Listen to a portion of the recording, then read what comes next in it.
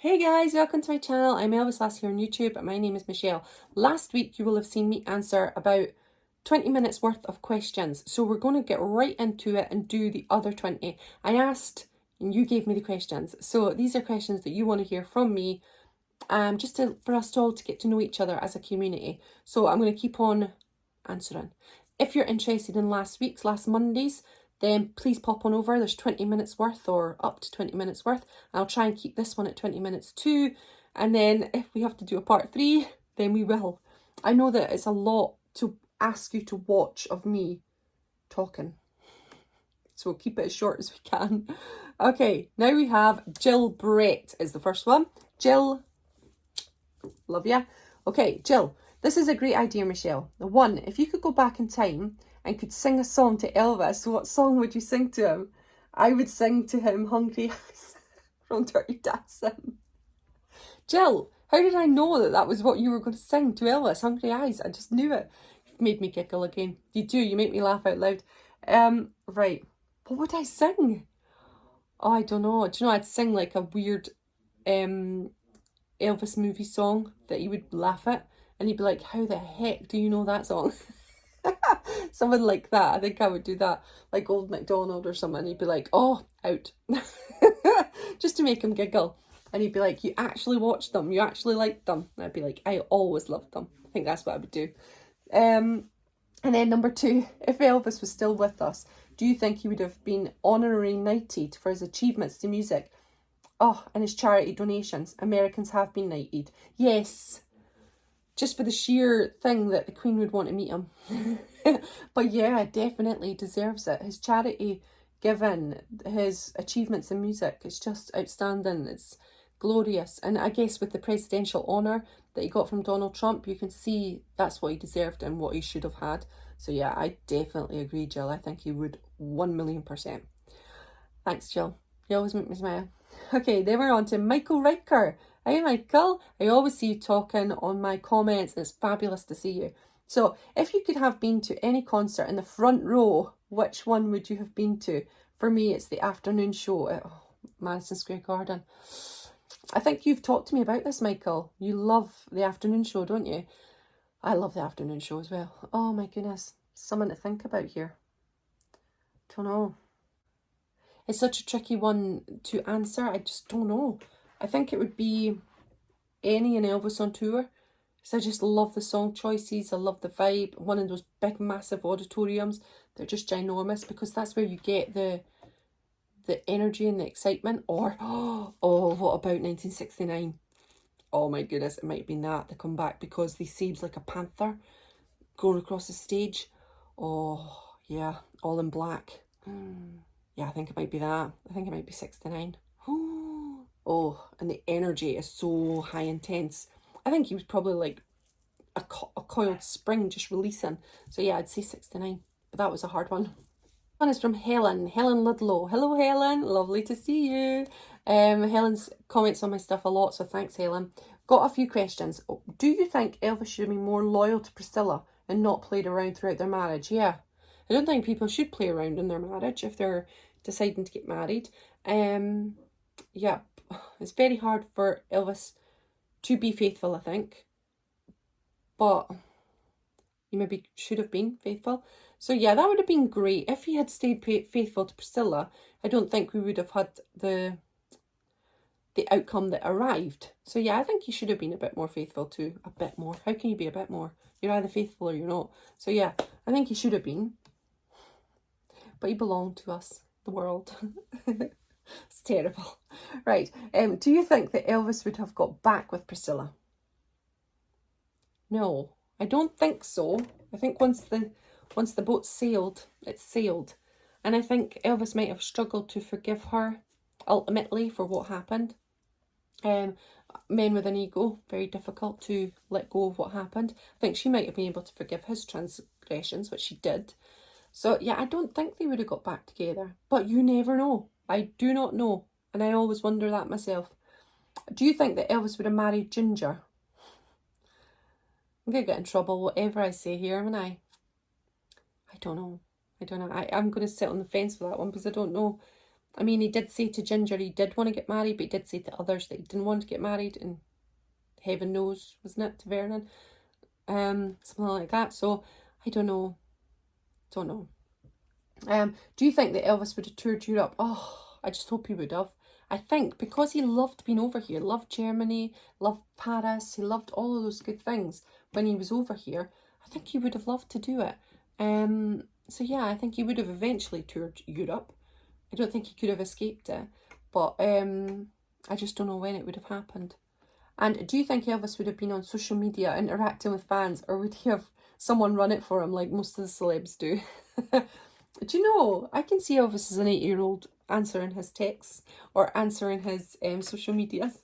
I think he might have, he maybe would have had people running it for a little bit of it, because you don't have enough time in the day. I mean, I'm just on Elvislass, and gosh, sometimes I'm running out of time. So Elvis Presley, he would never have enough time to get back to people. So yeah, he'd probably have people running it, but then he would maybe occasionally pop on and answer people back.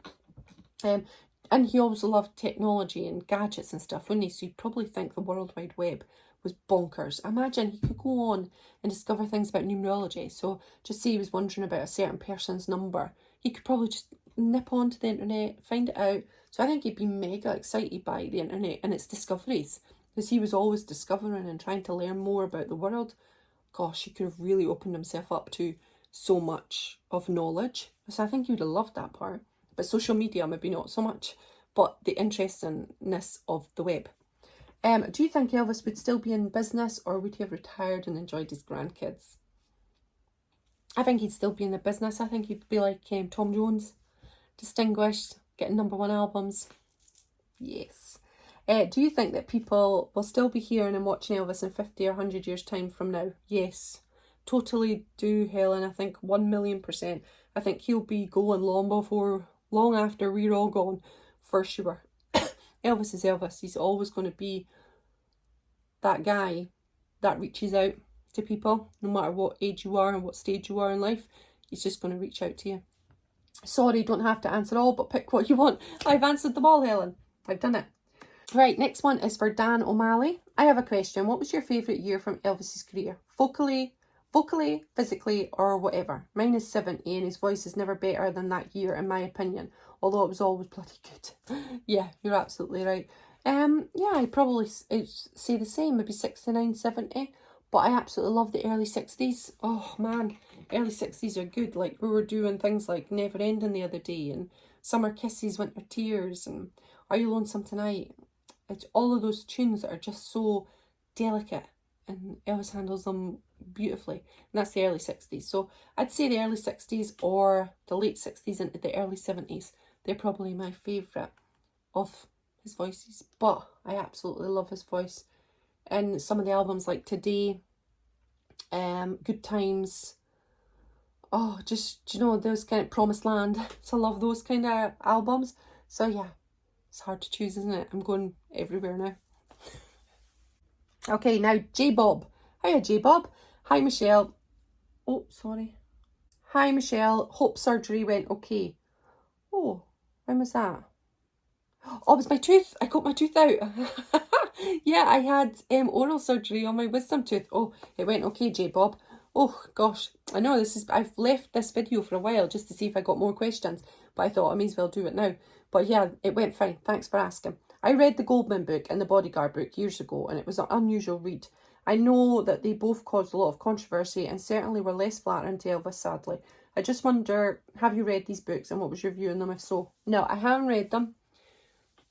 I did have the Goldman book somewhere in my attic, but I didn't read it. And the Bodyguard book, I never read it. Now, in the Instagram, one of the guys who I follow, he met Dave Hebler at Elvis Week 2021, and he went up to him and said, "Can you sign this?" And he went, "That piece of trash?" And it was the Bodyguard book. He went, "That is a load of rubbish." He went, "All that in the back?" Never said it. Never said anything like that. So I thought that was mega interesting that they are trying to, Dave Hebler, for example, is trying to distance himself completely from that book. So yeah, it's mega interesting, I thought. So yeah, I haven't read either. Nope, sorry. Nope, I haven't.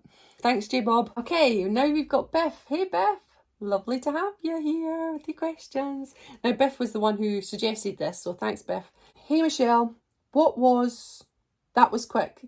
Thanks so much for running with this idea. Yeah, he's referring to me actually just putting up the question itself for the video.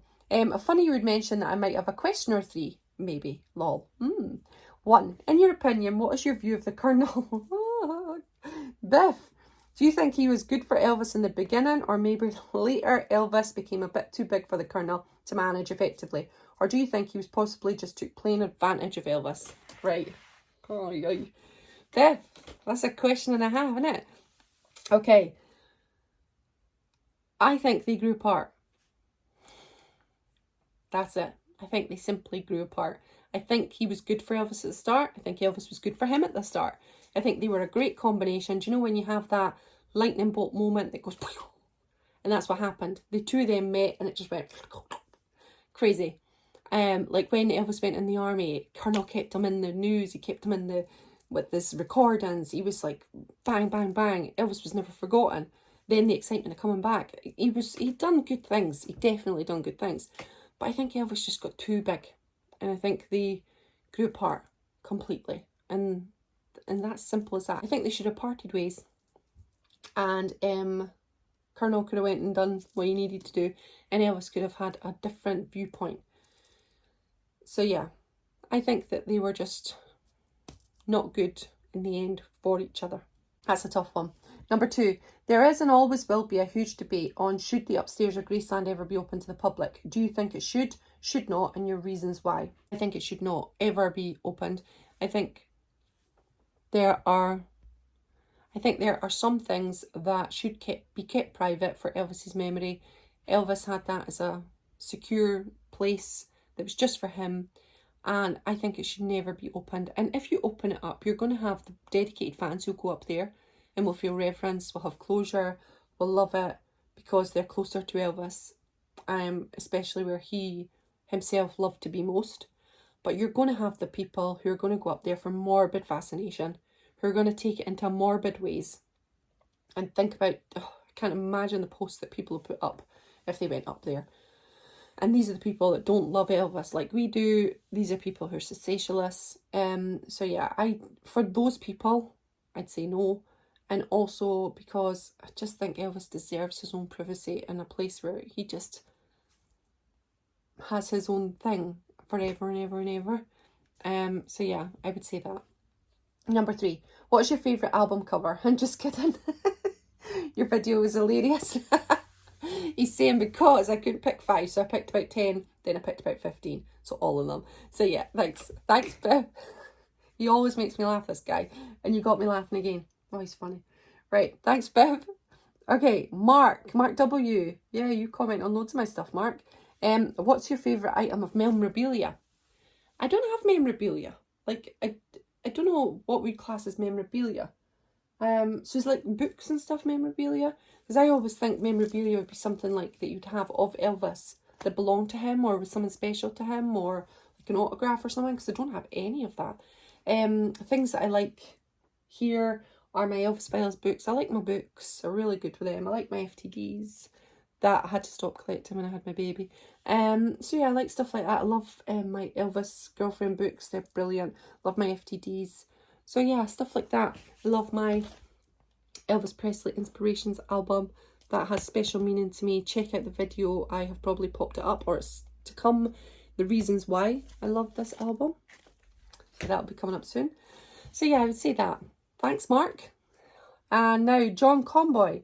Hi, Michelle. If you could be in the audience for just one live Elvis performance from the 50s through to the 70s, which would it be and why? I answered this one before. And John, it would definitely be 69. It took me a while to get there, but yeah, 69 would be monumental. Return to live performances. He was crazy. It would have been such an exciting show to be at, I think. Jeff Stewart. Hi, Jeff. What is your most prized Elvis possession and why? Thank you. So, this, but there's reasons why behind it, because it's not a very special album to other people, maybe to some, but to me it is. So yeah, I love that one. I've had it for since I was about 10, 11, 12, something like that. I'm 40 now, 40 just turned. So yeah, quite a bit of time I've had it. But then I love my Elvis files, I love my books and all that stuff that I just commented on before. So yeah, I would consider that to be my favourite things. Life highlights. Hiya. Hi Michelle, do you collect any FTD labels, CDs or albums? Yeah, well I do, and there's more. There's more of them. These are FTDs, and I do like the splice takes. We have a lot of the splice takes. But yeah, there's quite a few FTDs. We were collecting for ages, and then I had my little baby boy, and it just had to stop.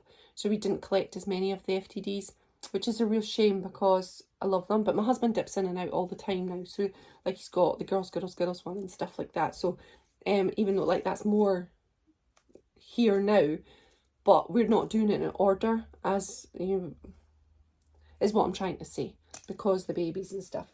But yeah, I love the splice takes too. We have every single one of them by CMT. Like for example, there, I just love it. This is just a brilliant, brilliant collection. So they splice the takes. So That's Alright Mama, splice take 2 and 3. And then like some of them, they just sound so much different. They just sound so different. I just love it. So yeah, I would say we do, but not lots. Okay. Now we're moving on to Jennifer. Hiya, Jennifer.